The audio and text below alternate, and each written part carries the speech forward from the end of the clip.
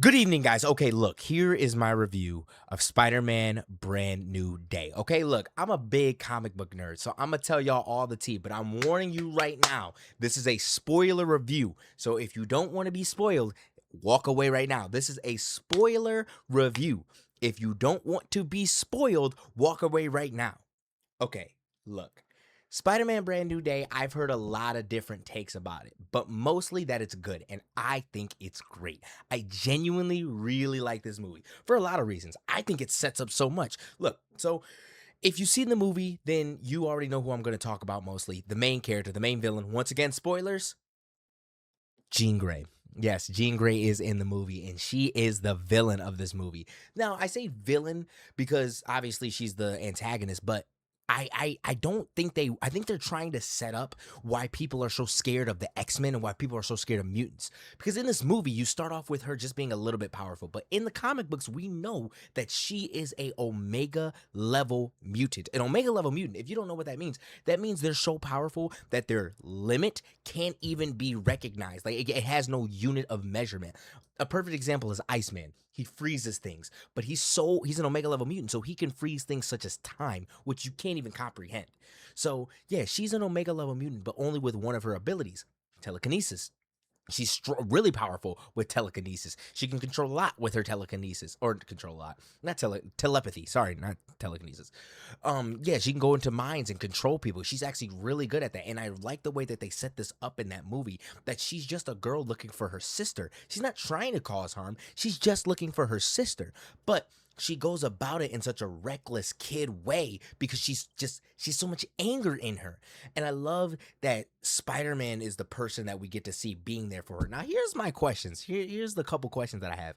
Do we think that Peter Parker and Jean Grey are gonna like blossom a relationship? I mean, I know people are probably annoyed with that thought process, but I could see it happening. I mean, think about it. He was the only person there for her. He acted like he was there for her. They technically kissed, even though it was through MJ. And that was, if you think about it, I don't know. She did want to. She kissed him through MJ, and then they ended up like she tried everything in her power to save his life. Now that could just be a friend thing, 100%. I could see it just being a friend thing, but I don't know. I think it's interesting. I think it would be a cool route to go because MJ from the freaking movie isn't even Mary Jane that we know. It's a different character. So why can't he be with Jean Grey too?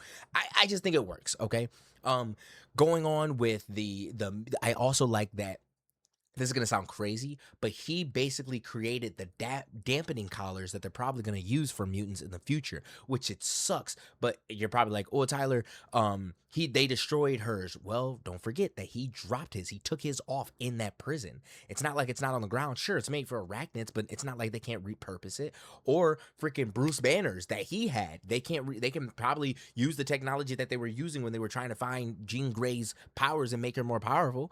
So and repurpose it. I just think I like the way that they set up the mutants in this. That's what I'm trying to say. I really like that. Now, Peter Parker, what I thought was really good about him is that he's just depressed. He's a depressed dude, and some people don't like that. But that's Spider-Man's character. He just lives a depressing life. Now, granted, I do want him to walk into the sunshine sometimes. I do want him to be happy. But I think this movie did a perfect, like, counterbalance to that happiness. Like, yes, he was depressed for 4 years. He just was in his work. And then he let himself go. He let himself go out and talk to MJ and talk to Ned. And he found out, like, they don't remember him. I know that's heartbreaking, but it probably gave him the closure for him to be able to move on. And now he can be friends with Ned. Do we think that Ned remembers everything? I don't know. Maybe he does. Maybe he doesn't. But I thought it was pretty cool that at the end they did the dab and he's like, Peter, that's cool, man. I think this movie is great. It does a lot. I'm disappointed that Daredevil wasn't in it. I think Daredevil should have been in this movie. I'm really mad that he wasn't in this movie, but it does make sense. I don't know. I want him and Peter Parker to meet up already. I just want them to hang out, and I guess they met up in the last movie, but it wasn't Daredevil. It was Matt Murdock. You know what I mean? So yeah.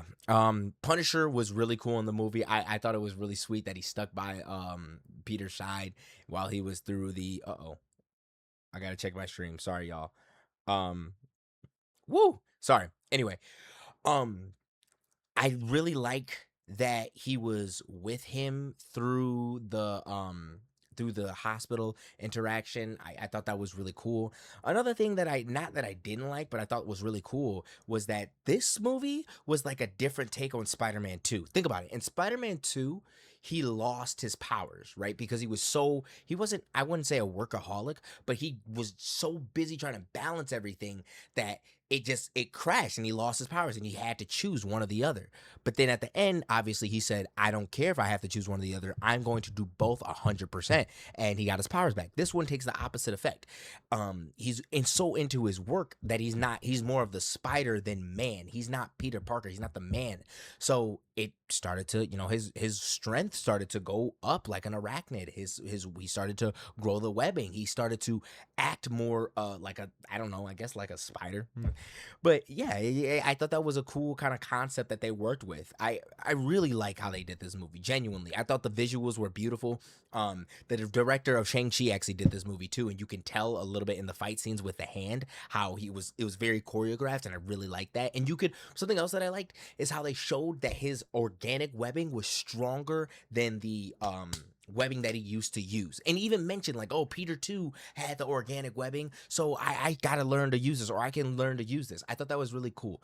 And going back to the Zendaya stuff or the MJ stuff, I do like that she didn't remember him. I love that aspect. Like, she's like, oh yeah, we can be friends. Like, I see you guys are friends, and I see that we get along, but I don't remember you. I have a boyfriend. I don't remember you. You're not. It's so like heartbreaking but relieving at the same time. Like, wow, she doesn't remember him, but then he's not tied down anymore. He can move on. And I just like that. Guys, I'm a huge Spider-Man fan, okay? I'm one of the biggest. Like, I know you guys can't see it, but my PlayStation 5 is the Spider-Man limited edition one. I have a Spider-Man piggy bank right here. I freaking got Spider-Man draws. I like Spider-Man a ton. And I thought this movie did him very well. I would give this movie honestly a 9 out of 10, maybe even a 10 out of 10. I'm going to go see it again tomorrow.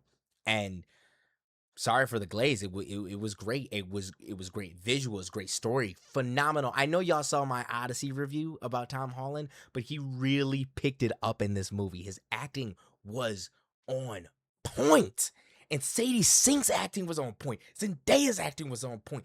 All of them, his acting's always on point. It was great.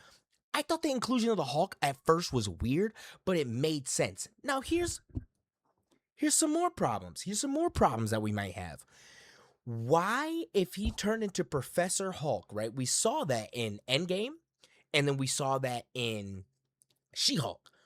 Why is he? I guess he's teaching. I guess he doesn't want to teach as a big, bulky, freaking Professor Hulk.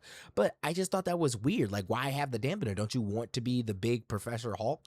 But maybe they could have explained that he can turn in and out of the Hulk like how She-Hulk can. That would have been cool. But I guess they kind of just retcon She-Hulk a little bit. Or I don't know. It's like the end of Endgame. Why is he going back to human? Doesn't make any sense. And it was really cool that they made Hulk bigger. They made Hulk stronger. Like, I thought that was cool too. But it just left a little bit of holes for She-Hulk. I can't really think of any more to discuss. How long I've been chatting? Oh, I don't have a freaking tiempo. Uh, yeah, I really can't think of any more to discuss, but yeah, I great movie. I'm gonna go see it again. I'll probably give a part two in my review if I catch anything else. But dude, if you're a comic book fan, I think you're gonna love this movie. If you're not, I still think you're gonna like the movie. You might be a little confused. There we go. That's my last point. Last point, I promise. Last point is that I saw it with a friend of mine, and she didn't like that she didn't know who Punisher was. She doesn't know who Jean Grey is. Now, she didn't mind not knowing who Jean Grey is because it's a new character. They introduce her, they explain her to everything. Like, I can see the potential from her, but they can't, and they're like, okay, that's cool. But they kept relating it. They're like, oh, this reminds me of, oh, there was a movie with Denzel Washington where a guy would like switch bodies by touching people. And after watching that movie, hold on. Oh my God, what's that movie called? I was just watching it on Netflix. It is very similar to this movie. I might title this Fallen. That's what it is. I might title Spider-Man is Fallen. Spider-Man is a Denzel Washington movie. But yeah, man, it's good. It's a great movie. But yeah, it's kind of like the Denzel Washington movie. They change abilities, like they touch people and then they change abilities or change bodies. It's an entity. So go watch that movie if you haven't. You'll see what I'm talking about. But she didn't like that she didn't know who Punisher was because Punisher has only been in TV shows. Granted, Punisher is a popular character. So don't really think you have to have an introduction for him. But they probably should have said something. Don't just toss him in there and act like everybody knows. Say something.